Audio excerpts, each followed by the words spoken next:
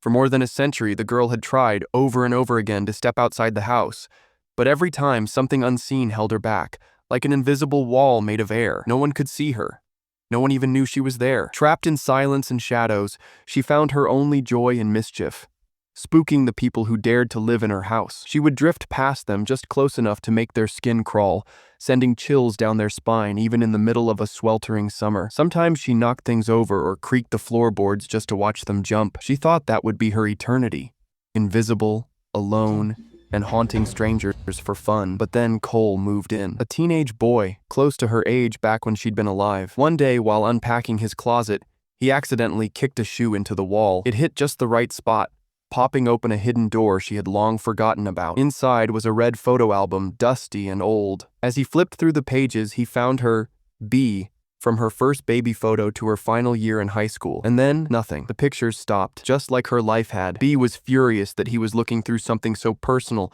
She slammed the album shut every time he opened it, but when he tried again, something slipped out. A ring. It hit the carpet softly, unnoticed in the quiet night. It wasn't until the next morning when Cole stepped on it and let out a yelp of pain that he finally saw it. A strange ring, shimmering with 4 brilliant emeralds. He slipped it onto his finger, and in that instant, she was there, standing behind him. Visible, real. Cole spun around in shock, heart racing, eyes wide. When he realized he wasn't imagining her, he panicked and tossed the ring across the room. Then he reopened the album, flipping through the pages frantically, and saw her face again, the same face now staring back at him. And as the album lay open and the ring rested where it had landed, it slowly lifted into the air, suspended as if the house itself was holding its breath. Cole hesitated, then slipped the ring back onto his finger. In that moment, B felt something she hadn't in over 100 years. She was seen. Really seen. Her voice, soft and uncertain, trembled with hope as she asked Cole not to take the ring off again. For her, this was everything. But Cole? He was still reeling. Scared, confused, sitting on the edge of his bed, trying to make sense of what he'd just witnessed. Eventually, he found his voice and asked the question hanging between them. How did you end up here? B took a deep breath and began. It was 1930. She had taken a ring, that ring, from a museum. Just a harmless impulse. As she admired it outside the entrance, a car came out of nowhere. There was a flash, a scream, and then darkness. When she opened her eyes, she wasn't in the street. She was back in her bedroom. Everything looked the same. But something had changed. She was trapped. No doors would open. No windows would let her pass. The world moved on without her. Now, with Cole finally able to see her, B was eager, desperate for connection. She talked constantly, trying to get him to laugh, to open up, but Cole wasn't interested. We don't have to be friends, he said firmly. Let's just pretend the other doesn't exist. B forced a smile and nodded, but the silence was unbearable. So, when Cole tried to focus on his homework, she knocked over a lamp. When he ignored her, she made ghostly noises just loud enough to break his concentration. Bit by bit, through sarcastic exchanges and reluctant conversations, they began to crack each other open. They had something in common, music. B had grown up in a house filled with it. Her parents were musicians, and she'd spent more time in a conservatory than a playground. Cole, on the other hand, had played guitar since he could walk. But since his dad passed away, the strings on his guitar had gathered dust. The music had stopped. He didn't want to talk about it. All he said was, "Just stop making noise, please." B nodded. But later that evening, she couldn't help herself. When Cole's mom came in to check on him, B pulled another prank. Nothing harmful, just enough to spook her. Cole covered for it, panic in his voice, spinning a quick excuse. After dinner, he rushed back to his room, put on the ring, and faced B again. "Look," he said, "I'll keep wearing the ring, but you cannot mess with my mom. She's already been through enough. I'm serious." B's face lit up like sunlight through a window. She nodded quickly, overwhelmed with gratitude, but also puzzled. "Wait, why did you say I'm a century-old ghost?" Cole blinked. "B, it's 2025. You died in 1930. She froze. The color drained from her already pale face. 100 years? She had thought it had only been a few decades. Realizing a whole century had passed crushed her. Everything she knew, everyone, was long gone, and she had no idea what had become of the world outside. B begged Cole to tell her what had changed. And then, as if the universe had heard her plea, something unbelievable happened. She reached her hand toward the window, and nothing stopped her. The invisible wall was gone. She gasped. "Cole, take me outside." He opened the door, and for the first time in 100 years, B stepped into the world. Her eyes shimmered with wonder as she inhaled the fresh air she'd been denied for so long.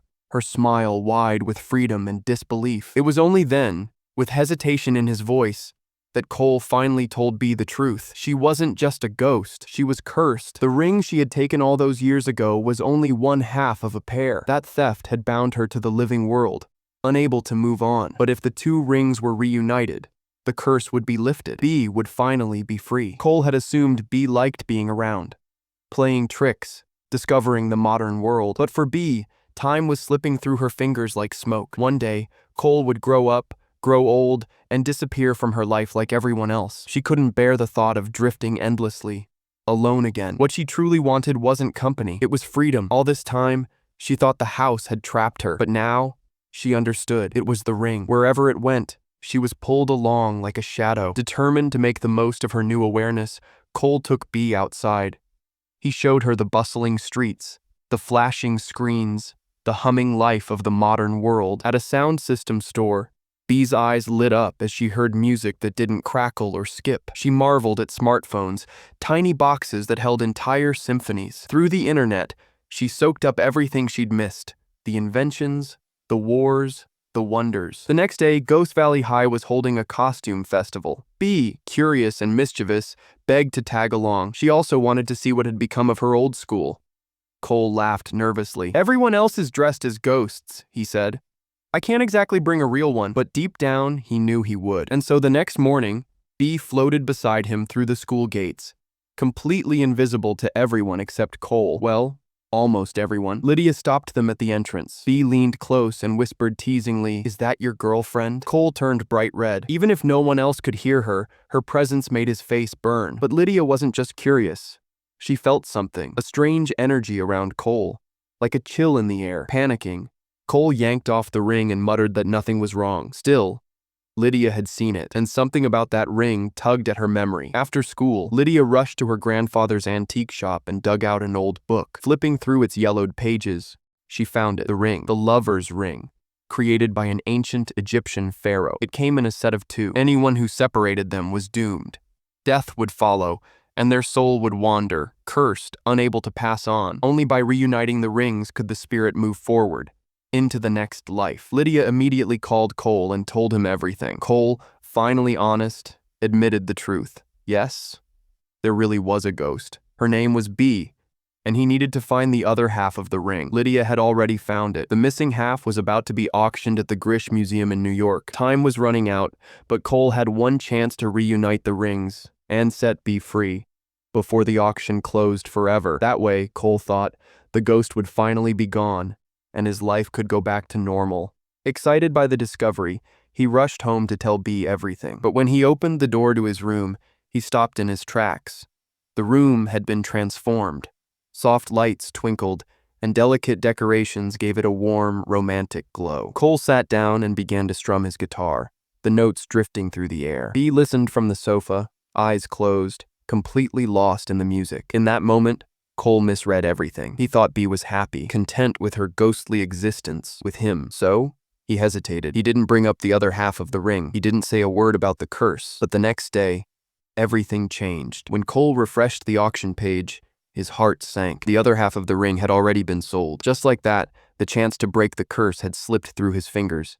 He tried to play it cool, strumming his guitar, but the music fell flat. His mind was somewhere else. Bee noticed. "What's wrong?" she asked. Cole, flustered, avoided her eyes. "Just got a bad grade," he lied, setting his guitar down and turning away. Then his phone buzzed. It was Lydia. "How did the auction go?